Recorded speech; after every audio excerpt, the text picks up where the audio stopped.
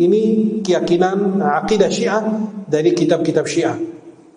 Yang pertama, imamah. Harus ada imam. Ya, harus ada imam, dan imam itu harus dari keturunan Imam Ali. Dan imam itu sebelum wafat dia mengangkat imam berikutnya, seperti Ibrahim mengangkat Ahmad, Ahmad mengangkat Ali, Ali angkat Muhammad. Itu imam mereka dan harus ada setiap masa. Setiap zaman harus ada imamnya, dan itu menurut mereka wajib. Dan dinamakan ausia. Yang kedua, ismah. Akidah mereka itu ada ismah, bahwa setiap imam itu ma'sum, terpelihara, suci, nggak punya kesalahan, bahkan lupa juga tidak ada. Dan beliau itu terhindar dari dosa besar maupun kecil. Menurut Syiah begitu. Sedangkan nggak ada yang terhindar dari hal itu. Rasulullah iya, sahabat aja tidak.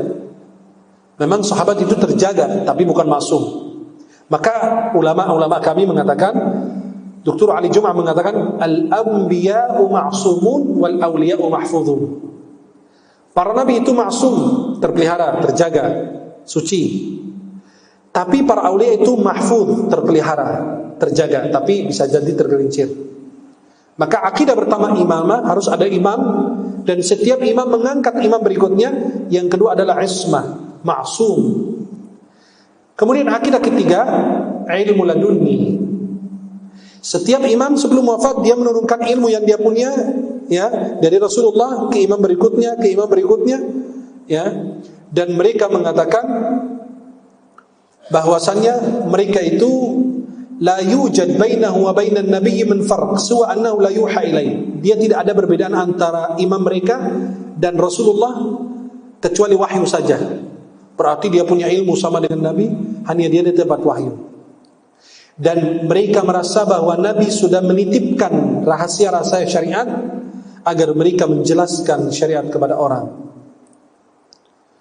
Kemudian berikutnya adalah khawariqul adat.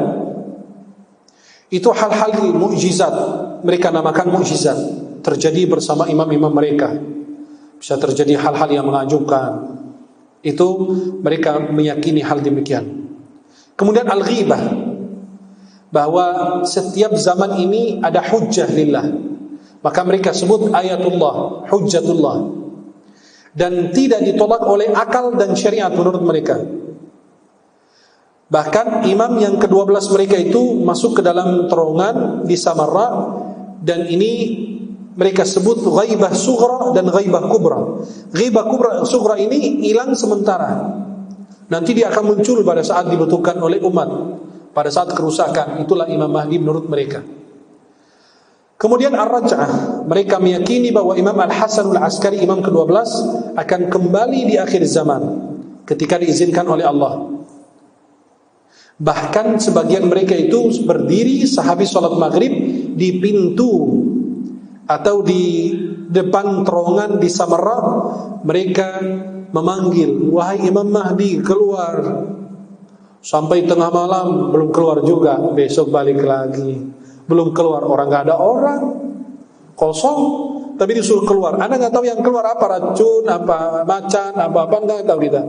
Dan pernah saya perlihatkan bahwa terowongan itu kosong, gak ada isinya, ya, ada di dalam pembahasan Imam Mahdi.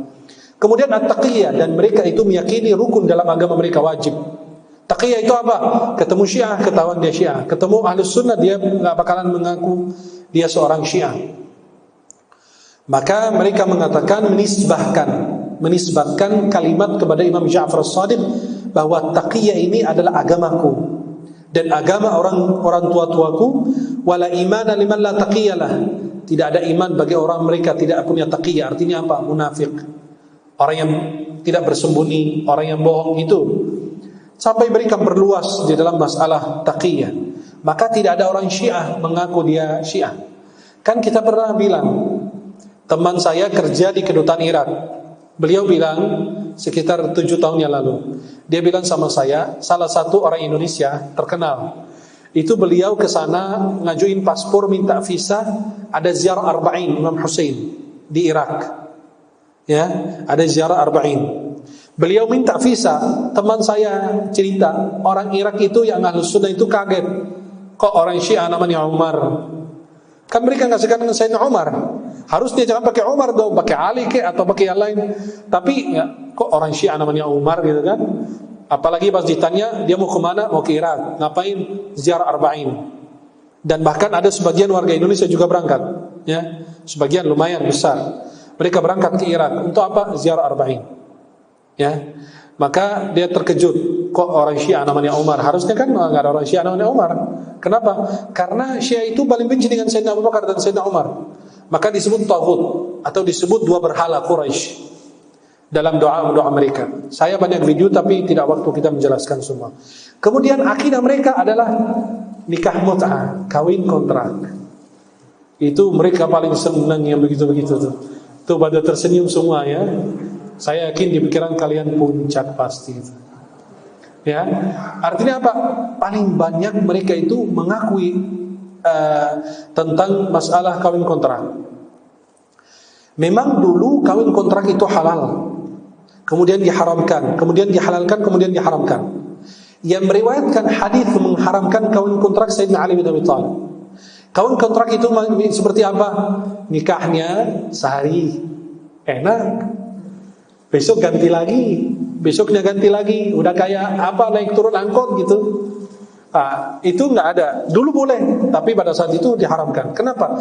An-nikahu 'ala at-ta'bid wa laysa 'ala at-ta'qid. Nikah itu selamanya, bukan sementara. Ya, maka tidak boleh seperti itu. Dan Islam mengharamkan kawin kontrak. Dan mereka punya riwayat-riwayat dari ulama mereka bahwa orang yang mandi habis kawin kontrak itu seperti kayak tawaf dengan Ka'bah. Oh, itu dosa-dosanya hilang. Maka mereka banyak kawin kontrak. Kenapa? Biar dosa hilang semua. Sebenarnya bukan dosa hilang, malah tambah dosa.